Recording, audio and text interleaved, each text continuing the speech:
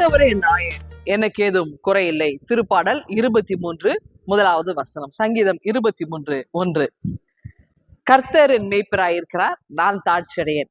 இந்த வசனத்தை பெரும்பாலும் நம்முடைய குழந்தைகள் முதலாவது கற்றுக்கொள்கிற ஒரு வசனமா இருக்கும் இல்லைங்களா? அது நம்பிக்கை தரக்கூடிய ஒரு மிகப்பெரிய ஒரு சிறப்பான ஒரு வசனமாக அது இருக்கு. அப்போ கடவுளுடைய வார்த்தை எவ்வளவு ஆற்றல் மிகுந்தது, எவ்வளவு ஒரு அழகான உரிமை பேரை கொடுக்கிறது என்பதை நம்ம பார்க்கலாம். எப்படின்னா, இங்க ஆண்டவர் மேய்ப்பராக இருக்கிறார். அப்போ மேய்ப்பராக இருக்கிறார் அப்படின்றது யார் சொல்றாங்க? இஸ்ரேல் மக்கள். ஏன்னா இஸ்ரேல் மக்களுக்கு பார்த்தீங்கன்னா, அதாவது கடவுள் மேய்ப்பராக காண்கிறாங்க. இஸ்ரேல் மக்கள் ஜனங்கள் எல்லாரும் மந்தைகளாக இருக்கிறாங்க.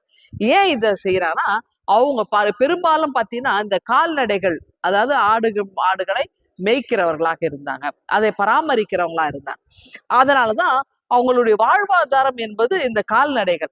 அதனாலதான் கடவுளை மேய்ப்பராக தங்களை மந்தைகளாக நினைத்து உருவகம் செய்து அவர்கள் நினைத்து பார்த்து பாடுகிறார்கள்.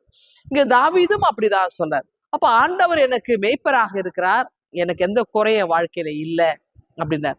அப்போ இந்த குறை எதுவும் இல்லைன்னா, அதாவது இப்ப பாருங்களேன், ஆண்டவர் எங்க வழி நடத்துறார்? அமர்ந்த தண்ணீர்கள் அண்டை வழி நடத்துகிறார்.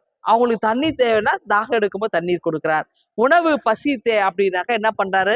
அந்த கோலை வைத்து அந்த நல்ல தழைகளை கொடுக்குறாரு. ஒருவேளை இந்த ஆடால ஜம்ப் பண்ண முடியும்னு வச்சுங்க, கீழே மட்டும் தான் அதை சாப்பிட முடியும். அப்போ நல்ல பசுமையான இலை தழைகள் மரத்துடைய உச்சியில் இருக்கும். அப்போ அதை என்ன பண்றாரு மேய்ப்பர்? அதை வளைந்து அதுக்கு எடுத்து வந்து வாயில ஃபீட் பண்றாரு, கொடுக்குறாரு இல்லையா?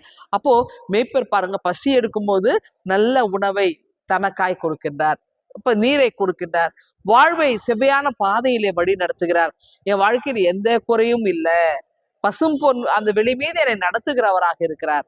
என் வாழ்க்கையில குறையில்லாமல் தாட்சி இல்லாமல் நான் வாழ்கிறேன் அப்படின்னார். அப்படி என்றால் ஆண்டவர் நம்முடைய தேவைகள் என்ன என்பதை இந்த நாளில் அறிந்திருக்கிறார். நம்ம கேட்காமலேயே ஒரு மந்தை மீது அன்பு வைத்த மேய்ப்பனை போல ஆண்டவர் நம்ம மீது அன்பு வைக்கிறார்.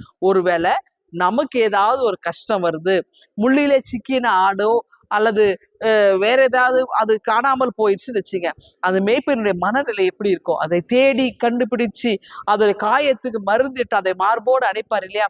அப்போ மேய்ப்பன் அந்த ஆடுகள் மீது எவ்வளவு உறவு வச்சிருக்கு, அதை விட ஆண்டவர் நம் மீது அதிக அன்பு வைத்திருக்கிறார். அப்போ ஒருவரும் நாம காணாமல் திசை மாறி போயிடக்கூடாது, அவரோட இணைந்த ஒரு வாழ்வை வாழணும்னு ஆண்டவர் விரும்புகிறார்.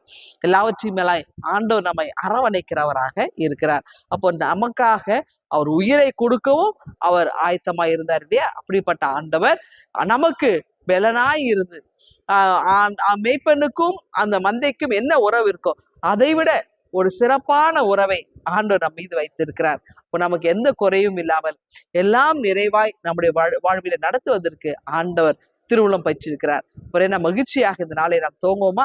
இந்த சிந்தனையோடு இந்த நாளை தோங்கல். ஆண்டவர் உங்களை ஆசீர்வதிப்பாராக. ஆமீன். எங்கள் அன்பின் ஆண்டவரே, நீர் எப்பொழுதும் எங்களோடு உடன் இருக்கிறீர். எங்களுக்கு எந்த குறையும் இல்லாமல் எங்களுடைய வாழ்வு நடக்கிறதுக்காக ஸ்தோத்திரிக்கிறோம். தொடர்ந்து எங்களை ஆசீர்வதியும். இயேசுவை ஜெபிக்கிறோம் எங்கள் அன்பின் கடவுளே. ஆமென்.